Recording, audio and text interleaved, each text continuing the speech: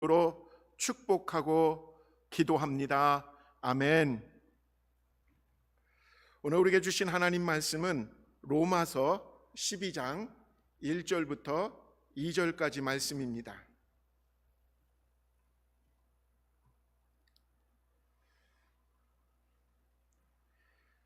그러므로 형제들아, 내가 하나님의 모든 자비하심으로 너희를 권하노니 너희 몸을 하나님이 기뻐하시는 거룩한 산 제물로 드리라. 이는 너희가 드릴 영적 예배니라.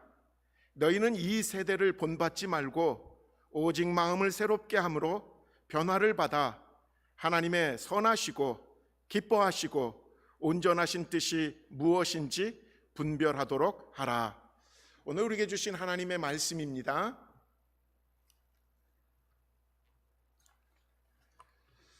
우리는 지금 코로나 팬데믹 이후 새롭게 펼쳐질 포스트 코로나라고도 부르는데, 이 포스트 코로나 팬데믹 시대를 살아가기 위한 준비 작업을 말씀을 듣는 것으로 또 우리가 시작하고 있습니다. 회복이라는 주제를 가지고 지금 매 주일마다 말씀을 나누고 있는데, 오늘은 그 회복 시리즈 중에서 5번째 시간, 정의, 저스틱에 대한 정의를 어떻게 선택하여 살아가야 되는가 라는 제목으로 말씀을 나누려고 합니다. 특별히 오늘은 몇 주 전에 저한테 어떤 자매가 오늘 특별히 우리 미얀마 출신 자매를 오늘 예배에 같이 데리고 오고 싶다고 말씀을 들었기 때문에 그 자매가 이제 오늘 오는 모습을 생각하면서 그 나라에서 지금 여러분 아시죠? 민주주의, 그러니까 군사 쿠데타에 저항하기 위해서 미국에서는 아직도 미얀마를 버마라고 부르는데, 그 버마에서 민주주의와 정의를 외치다 고통을 당하고 희생을 당하는 수많은 민주 시민들을 위로하고 연대하는 마음, 그 마음을 좀 담아서 오늘 말씀을 나누려고 합니다. 오늘 말씀 중에 정말 우리가 버마 민주 시민들이 혼자가 아니라는 사실, 우리가 함께하고 있다라는 사실을 좀 같이 나누었으면 하는 마음입니다. 여러분, 한국 사람들이 지금 버마에서 벌어지고 있는 민주주의를 위한 저항과 데모에 특별한 관심과 연대감을 갖는 이유가 뭘까요? 물론 세계의 많은 양심 있는 시민들도 이 사태에 대해서 기도하고 그리고 규탄하고 있지만, 특별히 한국인들에게는 40년 전 똑같이 미얀마와 같이 군사 쿠데타가 한국에서 일어났고, 그리고 그것에 대해서 저항하는 민주주의를 외치는 수많은 시민들이 핍박받았고 심지어는 학살을 당한 아픈 역사를 우리는 같이 경험하고 있기 때문입니다. 여러분들의 이해를, 그리고 여러분 다 아시지만 사진을 보면, 영상을 보면 아마 그것들이 분명히 떠오를 것 같습니다. 얼마 전 한국 신문에 버마에서 지금 일어나고 있는 일과 40년 전에 광주에서 일어난 일들을 이렇게 비교하면서 보도한 사진이 있었습니다. 폭력 경찰, 그리고 무기로 무장한 군인들이 정말 아무런 무기가 없는 시민들을 무자비하게 탄압하고 또 잡아가는 사진이 있습니다. 거기에 보면 거기에 저항해서 처음에 시민들이 무척 모여서 저항하고 데모를 하죠. 이게 이제 점점 커지니까 이 나라가 더 막 강압적으로 사람들을 끌고 가고 심지어는 고문하고 그리고 죽이는 일까지 지금 벌어지고 있죠.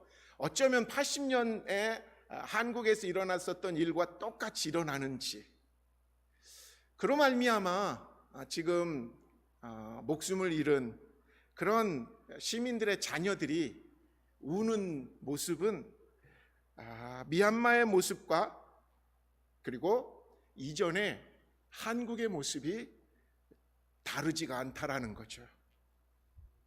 물론 지금도 전 세계 양심 있는 시민들이 연대하고 미얀마를 어떻게 하면 더 도울까 지금 기도하면서 또 마음을 모으지만, 특별히 우리들이 뭐 할 수 있는 건 많이 없잖아요.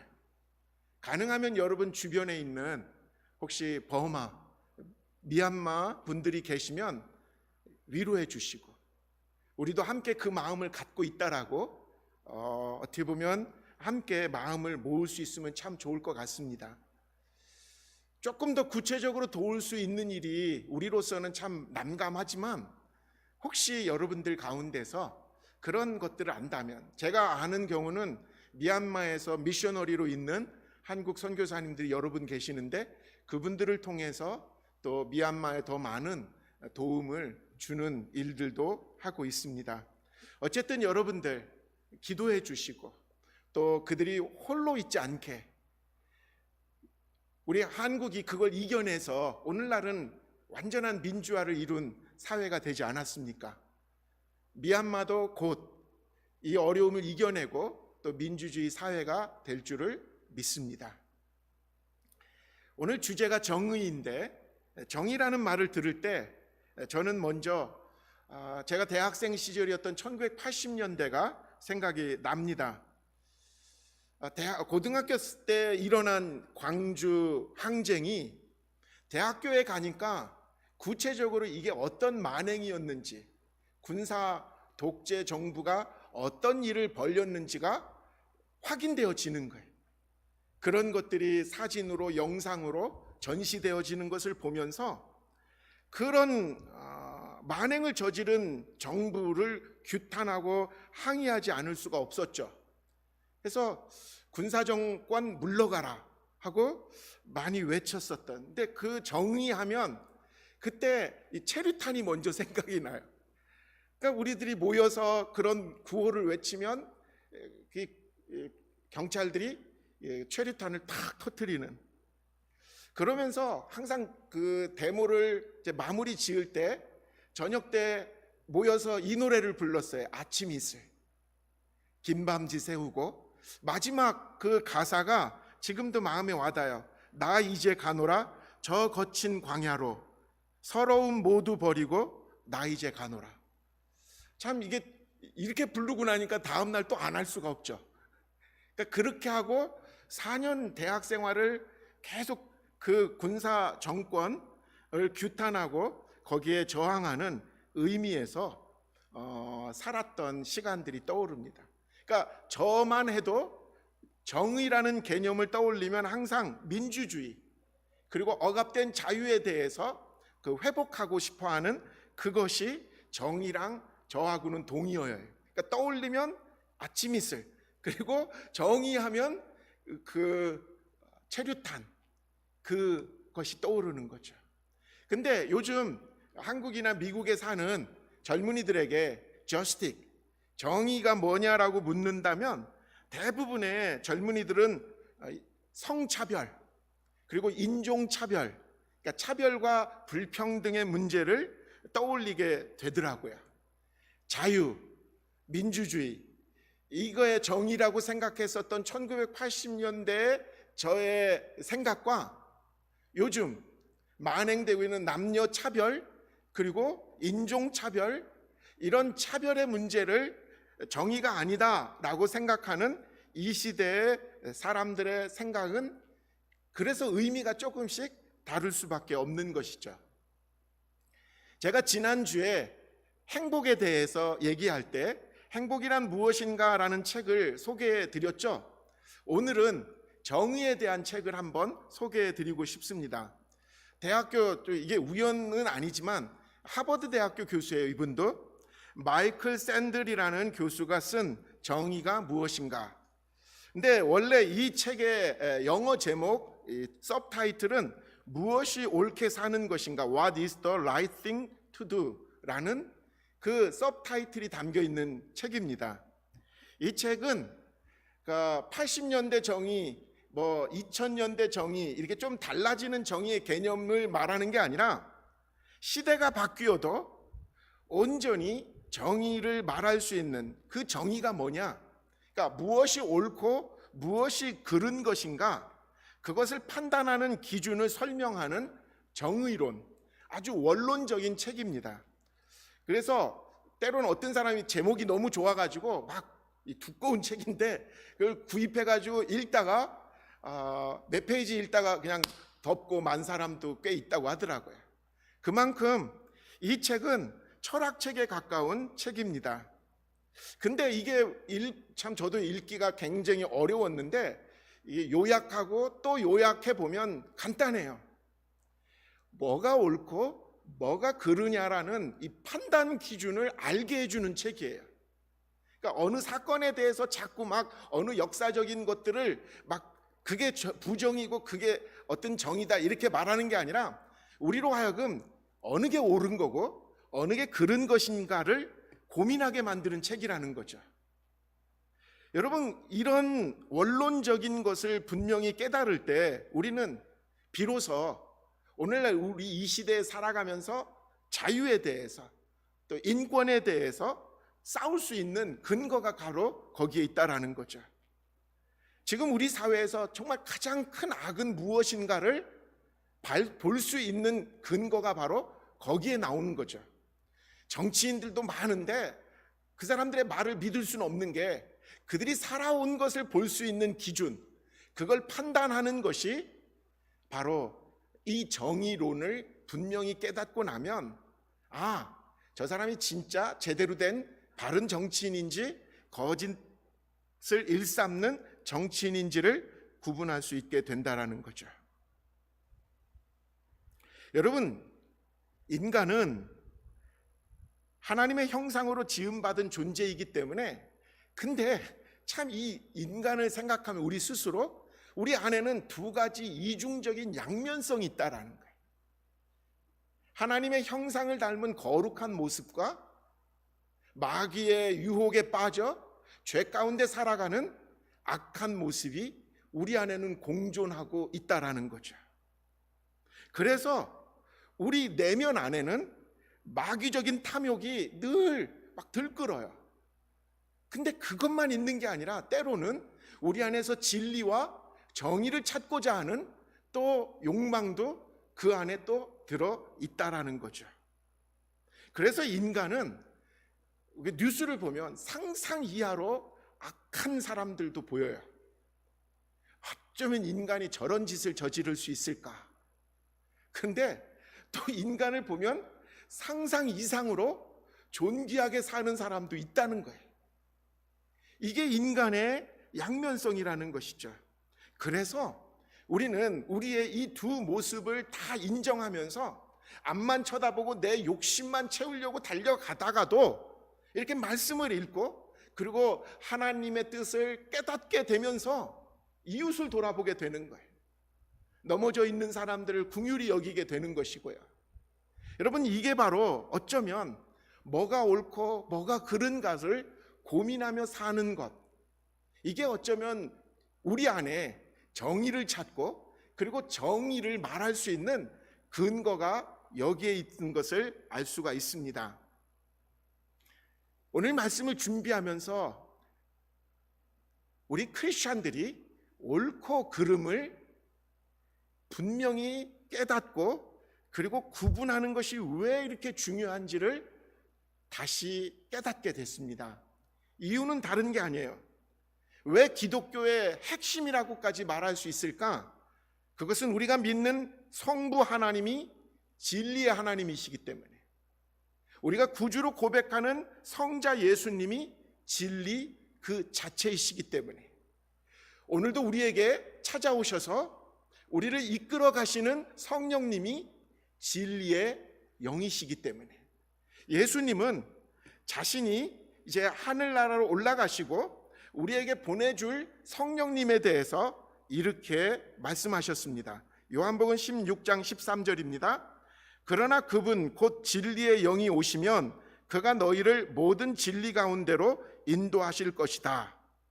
그렇습니다. 우리가 진리를 구분하고 진리 안에 살고자 하는 이유는 우리가 믿는 하나님이 진리의 하나님이시기 때문에 그런 것이죠. 그래서 우리는 그분을 믿기 때문에 우리는 진리에 대해서 관심을 가져야 되고 그리고 구분할 수 있는 연습을 해야 된다라는 것이죠. 성도의 삶 속에서 그리고 교회의 선택에서 우리가 끊임없이 우리 스스로 물어야 되는 것은 이게 옳은가? 이게 그른가? 그런데 잘 생각해보면 우리들의 삶의 모습은 어떤가?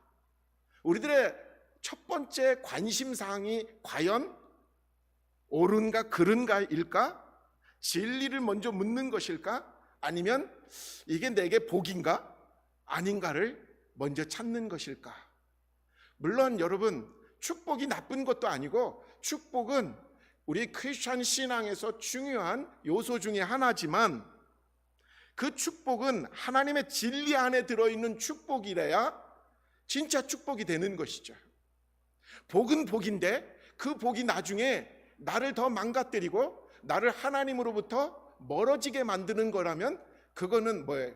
유혹이고 그것은 어떻게 보면 우리가 늪에 빠지는 덫이 되는 것이죠.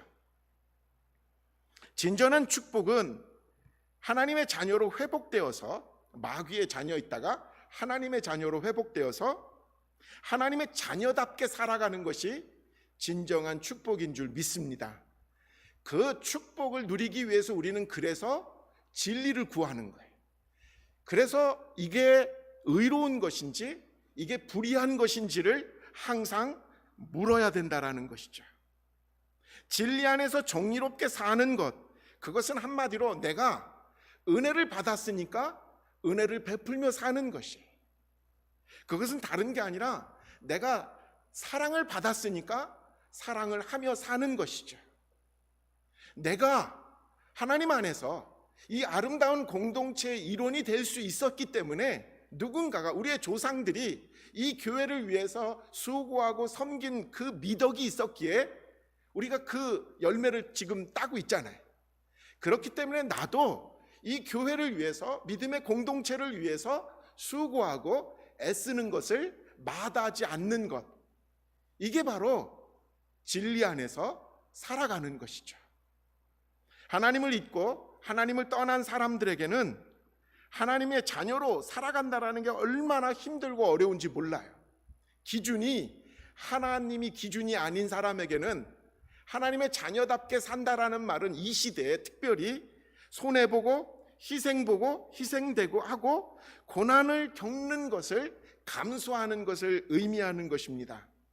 그렇기 때문에 정말 하나님의 자녀답게 산다라는 말을 해놓고는 아직도 이 땅에서의 축복만을 기대하고 바라고 신앙생활하는 사람에게는 공동체를 위한 희생, 이웃을 위한 고난을 동참하자라는 이 말이 와닿지가 않게 된다라는 거죠.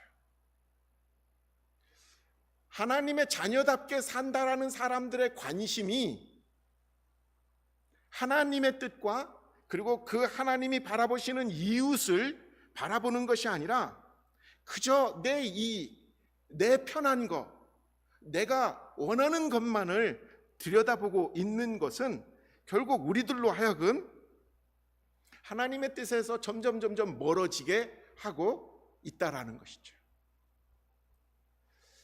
지난주에도 이렇게 설교 사이트에 이제 보면 사람들이 가장 듣기 원하는 설교의 주제가 뭐냐라는 그 서베이를 했는데 뭐 다 이해하시죠? 다 알죠? 넘버 원, 축복에 대한 설교를 사람들은 가장 듣기 원한다라고 되어 있어요. 축복, 은사 뭐 이런 것들. 근데 그 반대로 그럼 당신이 가장 듣기 싫은 설교의 주제는 뭡니까? 라는 질문에는 주제 어떻게 보면 고민 없이 1번 회개를 다루는 주제를 사람들은 아주 듣기 싫어한다고 합니다. 여러분, 이것을 너무나 잘 알고 있는 영리하고 약삭 빠른 설교가들은 축복이라는 주제를 주조로 설교를 하죠. 시리즈로, 다 복 시리즈로 설교를 하죠. 이런 말을 듣고, 왜? 교인들이 듣고 싶은 걸 들려주니까. 이런 교회들의 특징은 항상 이게 성장을 얘기하고 자꾸 커지는 것을 자기들의 믿음에 비례하는 것이라고 생각하게 됩니다. 근데 안타까운 것은 커지긴 커지는데 점점 세상에 대해서는 빛과 소금이 되지 못한다라는 거죠. 이런 흐름들을 큰 교회나 작은 교회나 가만 잘 분석해 보면 우리 교회는 전혀 그런 게 아닌데, 교회 안에서 심지어 정의라는 말을 침묵하게까지 만든다라는 것이죠. 교인들은 목회자들에게 듣기 좋은 소리 원하고, 목회자는 그것에 맞추어서 듣기 좋은 소리를 하니까 듣기 싫은 얘기는 서로 안 하자라고 암묵적으로 카르텔을 만드는 거예요. 그러면 이게 바로 침묵의 카르텔이라는 거예요. 교회 안에도 서로 듣기 싫은 얘기 안 합시다 라는 보이지 않는 카르텔이 형성되어 있다라는 거죠. 부정부패와 스캔들에 연루된 목회자와 교회의 중직들은 한마디로 서로 정의라는 말이 언짢은 거예요. 거북스러운 거겠죠. 그러니 서로의 이익이 맞아 떨어지니까 서로 정의에 대한 침묵을 일반화시켰다라는 거예요. 그래서 익숙하지가 않아요. 오늘날 교회가 정의를 말하면 목사님 여기는 교회인데 그런 거는 저기 사회단체나 말하지, 그런 식으로 교회가 정의를 말하는 것을 이제 잊어버리게 만드는 시대가 되었다라는 거죠. 근데 참 교회는 커갔는데 그런 교회들이 세상에서는 영향력을 잃게 되었다라는 것이죠. 오늘날 이렇게 가만히 보면 교회의 역할에 대해서 세상이 이제 한계를 그은 것 같아요. 이중적인 평가가 있어요. 연구 이렇게 보고서에 의하면 세상의 많은 사람들, 특별히 한국 사회에서 교회의 역할을 세상 사람들도 긍정적으로 보더라고요. 왜냐하면 자선 사업을 가장 많이 하는 단체가 어디죠? 라고 물으면 대부분 다 교회라고 답을 하니까. 근데 아이러니하게도 종교인 중에서 가장 신뢰할 만한 사람들이 누구죠? 라고 하면 거의 어김없이 가장 꼰지가 기독교인이라는 거예요. 참 애매한 현상이에요. 좋은 일은 많이 하는 게 교회인데 정직하지 못하고, 그리고 거짓 말을 좀 제법 잘하는 사람들 축에 교회가 속했다라는 것이죠. 이걸 제가 반성하면서 그거예요. 우리가 그동안 좋은 일은 많이 했는데 한국 교회가 정의로운 일에 인색했다. 옳고 그른 것에 관심이 별로 없이 좋은 게 좋은 거지, 항상 교회에서 하는 말 은혜롭게 넘어갑시다, 이 말이 교회로서는 그저 문제 없는 것처럼 자기들끼리 그저 잘 지냈지 모르지만 교회 밖에 있는 사람들의 눈에는 정의롭지 못한 모임들이라고, 집단들이라고 표현하고 있는 것이죠. 여러분, 여기에서 제가 고민하는 거예요. 앞으로 우리가 이제 새로운 시대라고 자꾸 말하잖아요. 이 코로나 팬데믹이라는 이 1년, 2년의 경험은 저와 여러분들의 삶 속에서 분명히 아마 전과 후가 나누어질 수밖에 없는데, 교회도 마찬가지죠. 교회는 물론 좋은 일 많이 해야 됩니다. 그런데 함께 동시에 교회는 올바른 일, 그리고 정의로운 일에 더 관심을 갖고 함께 참여할 수 있어야 된다라는 거죠. 좋은 일만 해서는 세상을 변화시킬 수 없다라는 거예요. 좋은 일과 함께 옳은 일을 할 때 세상은 비로소 교회를 인정하게 될 거라는 거죠. 여러분 다 아시잖아요. 우리가 조금 배고픈 것은 다 참을 수 있어요. 가난한 것들 다 가난하니까 비슷하게 참을 수 있어요. 그런데 사람들이 못 참는 게 있어요. 억울한 거는. 정의롭지 못한 것에 대해서는 사람들은 못 참는다라는 거. 교회가 정의롭지 못한 일에 함께 살아간다면 분명히 사람들은 분노하게 될 거라는 거. 그런 의미에서 오늘 본문 로마서 12장 1절부터 2절까지의 말씀이 너무너무 중요한 말씀입니다. 저는 일주일 내내 이 짧은 두 구절을 묵상하고 또 묵상해 보았습니다. 그러면서 우리가 앞으로 신앙생활하면서 어떤 자세를 가져야만 옳고 그름을 구분하고 정의의 편에 설 수 있는지에 대한 기초 작업이 오늘 말씀의 근거라고 깨닫게 되었습니다. 오늘 본문 말씀 2절에 보면요, 새 번역으로 읽습니다. 여러분은 이 시대의 풍조를 본받지 말고 마음을 새롭게 함으로 변화를 받아서 하나님의 선하시고 기뻐하시고 완전하신 뜻이 무엇인지를 분별하도록 하십시오. 정의로운 삶을 살기 위해서 가장 먼저 해야 될 일을 사도 바울은 뭐라고 말했냐면 이 시대의 풍조를 본받지 마십시오라고 말합니다. 이게 가장 중요한 키워드인 것 같아요. 본받지 말라. 이거는 성경을 이제 좀 더 연구를 해야만 가능한 해석인데요.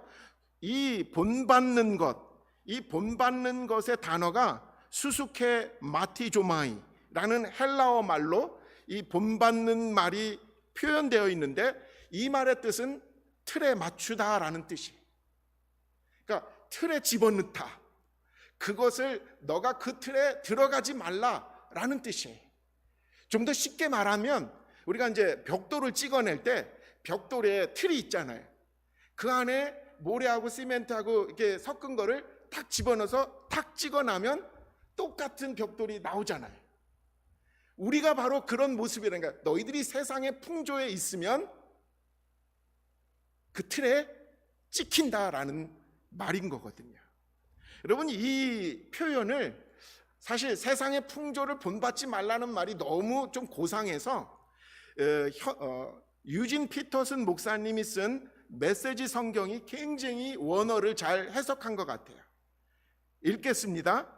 문화에 너무 잘 순응하여 아무 생각 없이 동화되어 버리는 일이 없도록 하십시오. 우리가 이 세상의 문화에 너무 쉽게 동화될 수 있다라는 거예요. 그래서 그것에 넘어가 버리게 된다라는 거죠. 여기서 우리는 한 가지 원리를 깨닫게 됩니다. 우리가 세상에 살다 보면, 우리가 세상 문화 활동을 하다 보면 자연스럽게 우리는 세상을 닮아간다는 거예요. 세상의 틀에 딱 맞추어지게 된다라는 거죠. 그래서 적극적으로 이 세상의 풍조를 따라가지 않으려고 노력하지 않으면 이 세상이 보여주고 있는 것, 그것에 쫓아가게 되고 물들게 되고 그리고 따라가게 된다라는 거죠. 세상의 가치관, 세상의 행동 양식, 나도 모르게 물들게 되는 거예요. 여러분, 예전에 안 그러셨잖아요. 이 말이 참 너무 유명한데 우리 예전에 이렇게 생활 안 했잖아요. 우리 이렇게 신앙생활 이런 모습으로 안 했잖아요. 왜 이렇게 됐을까요? 일부러 우리가 이렇게 하려고 했을까요? 아니에요. 이 세상에서 알려준 편한 것이 좋은 거야. 그저 적당히 넘어가지 뭐 이게 대단한 걸까? 이런 생각이 우리 안에 들어와서 그랬다라는 거죠. 어느 통계를 보니까 미국에 사는 사람들은 미국만 그렇겠어요. 하루 평균에 제가 깜짝 놀랐어요. 3,000개의 광고에 노출되어 산다는 거예요. 여러분들이 한번 보세요. 상표에 노출되고 광고에 노출되고 그 표지판에 노출되고 이메일이든 뉴스든 동영상이든 드라마든, 요즘 드라마를 보면요 아주 완전히 예전에는 그걸 밝히지 않고 드라마를 했는데 요즘은 이 드라마 안에는 유료 광고가 들어 있습니다. 이 말이 뭔지 아세요? 돈을 낸 회사의 제품만을 쓴 드라마라는 거예요. 그래서 어쩌면 그렇게 경찰도 요즘은 벤츠를 타던데요. 그 드라마를 보니까. 왜냐하면 그 드라마 안에는 모든 게 다 돈을 낸 회사의 제품만이 다 담겨 있는 드라마가 된 것이죠. 우리가 의식하든 의식하지 않든 우리는 어딜 가나, 그리고 어떤 TV를 보고 신문을 보고 인터넷 속에서도 우리는 항상 그 문화에 들어있는 상업 광고에 물들게 돼 있다라는 거예요. 미국에서 보는 텔레비 안에는 딱 3가지가 들어있어요. 맥주 광고, 차 광고, 그리고 또 잊어버렸는데 하여간 그것만 늘 반복되어져요. 오늘 우리들도 마찬가지가 아닐까 싶어요. 다이어트 광고 다 그런 거예요. 근데 여러분, 그 메시지가 과연 뭘까요? 한마디로 요약한다면, 이 광고를 보는 당신 스스로의 지금 모습에 만족하지 마십시오. 당신이 만족하려면 이 정도는 돼야 됩니다. 이 물건을 가져야만 당신은 만족할 수 있고 멋있고 괜찮은 인생이 되는 거예요. 끊임없이 말해주는 게 그 의도인 것이죠. 요즘은 저도 소스라치게 놀랍니다. 왜냐하면 제가 아침에 어떤 인터넷에서 어떤 물건을 좀 필요로 해가지고 이게 어느 정도 되나 하고 검색을 한번 해보면요, 그날 점심부터 제게 오는 모든 SNS나 이런 거 안에는 그거와 연관된 상품 광고가 쫙 떠 있어요. 놀랄 정도죠. 정말 이런 것이 이 시대 우리의 눈과 우리들의 생각과 우리들의 생활 양식을 쇠뇌시키고 있다라는 것. 오늘 말씀을 보면서 진리 안에서 정의를 택하며 살기 위해서 우리에게 가장 먼저 뭐라고 말해주냐면, 바울이 뭐라고 말해요? 세상 풍조에 익숙하면 안 된다는 거예요. 세상 풍조에 만족하고 그것에 심지어는 따라가는 인생 되지 말고 항상 뭐예요? 만족하지 말고 살라는 거예요. 한마디로 복음 때문에, 신앙 때문에 이 세상에서 세상이 알려주는 편안한 삶을 이게 아니야 라고 질문할 수 있어야 된다라는 거예요. 한마디로 불편을 감수하고 살라는 얘기죠. 신앙의 눈으로 항상 내게 다가오는 이 세상의 메시지를 혹시 이 안에 마귀의 속성이 들어있는 건 없는가 하고 물어볼 수 있어야 된다라는 거죠. 근데 여러분, 이렇게 산다는 건 참 불편해요. 그냥 편하게 사는 게, 아무 생각 없이 사는 게 행복한 거라고 자꾸 세상은 가르쳐 주니까. 좋은 게 좋은 거지, 많으면 많을수록 좋지, 이러면 편하고 이러면 폼난다라고 누가 가르쳤어요? 광고가 가르쳐 준 거예요. 이런 생활 속에서 오늘 우리들 불편하게 사는 법, 검소하게 사는 법, 이걸 택하는 것이 어쩌면 하나님의 정의에 더 가까운 삶이라는 거예요. 세상의 풍조는 뭐예요? 더 많이, 더 풍족하게, 더 편안하게 우리에게 가리키고 있지만, 하나님의 뜻이 맞을까? 라고 했을 때 아니야, 나만을 위해서 주신 건 아니겠지? 우리의 조상들도, 우리의 선배들도 자기만을 위해서 다 쓰진 않았지? 교회를 섬기고 하나님 나라를 위해서 선교에 헌신한 그 모습들이 없었다면 오늘 우리들이 누리고 있는 것들이 있었을까? 여러분, 그 마음 때문에 오늘날의 선교가 지금도 진행되어지고 있다라고 믿습니다. 그래서 이거예요. 내 거니까 내가 다 써. 이건 하나님 앞에서 미덕이 아닙니다. 어려운 이웃을 위해서, 돕기 위해서 아끼는 거예요. 절제하는 거예요. 어떤 사람은 나 쓰기도 모질라는데 아니에요. 하나님은 분명히 골고루 다 도울 수 있는 만큼 우리에게 허락하여 주신 줄 믿습니다.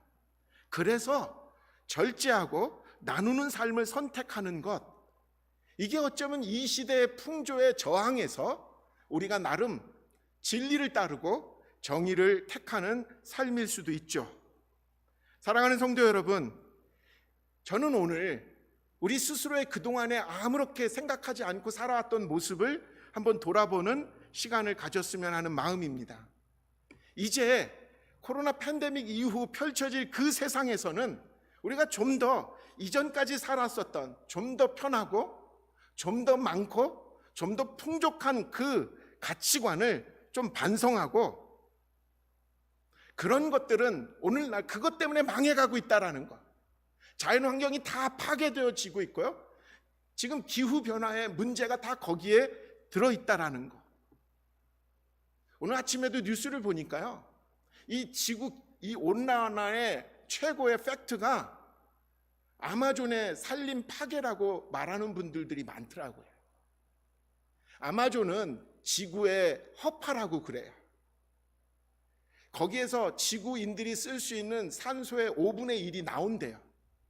근데 1년에 아마존 산림이 파괴가 되는 게 서울 땅덩어리의 30배가 되는 그 넓은 곳이 없어진다는 거예요. 왜? 사람들이 거기에서 소를 키우려고 산림을 다 없애고 들판을 만들려고 해서 그 짓을 한다는 거예요. 여러분, 이런 가치관, 더 많이, 더 풍족하게, 더 넉넉하게는 우리를 망하게 만드는 길이라는 거죠. 오늘 저와 여러분의 삶 속에서 이제 무엇을, 정의를 어떻게 선택하고 살 것이냐는 너무나 분명한 것 같아요. 정의를 택하기 위해서 전제 조건이 오늘 뭐라고 했죠? 세상의 풍조를 담지 말라고. 세상의 틀에 껴서 그냥 세상이 생각하는 대로, 세상이 하라는 대로 살지 말라고 말합니다. 성령님께서는 바울을 통해서 우리에게 다시 촉구하죠. 세상을 따라가는 삶이 그 세상을 거부하고 세상에서 하나님의 뜻을 이루며 산다라는 것이 얼마나 힘든 것을 바울은 말해줍니다. 그것은 하루아침에 끝날 일이 아니라고 말합니다. 매일매일의 삶에서 내가 하나님께 드려지는 산 제물이 되는 예배자의 삶을 살 때만 가능한 것이라고 말합니다. 그게 오늘 1절 말씀 아닙니까? 세 번역으로 읽습니다.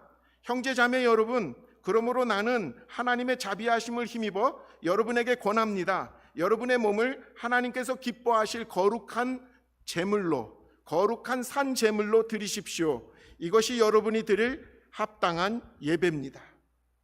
이제 우리는 더 이상 매일매일 세상에서 우리에게 속이고 있는 좋은 게 좋은 거야, 많은 게 더 좋은 거야, 많이 쓸수록 편한 게 더 좋은 거야, 이런 세상의 거짓말에 속지 않기를 다짐해야 될 것입니다. 사실 우리 모두가 일부러 세상적으로 살고 싶어서 사는 사람 아무도 없습니다. 아까도 말한 것처럼 살다 보니까 이렇게 된 거예요.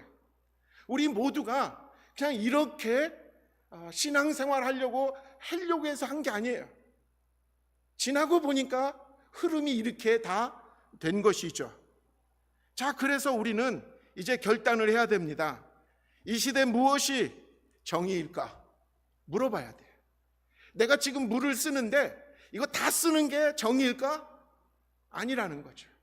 내가 무엇을 행하고 무엇을 소비할 때 이게 옳을까? 물어보라는 거예요. 무조건 다 쓰고 무조건 편한 거, 이런 거 찾지 않고요.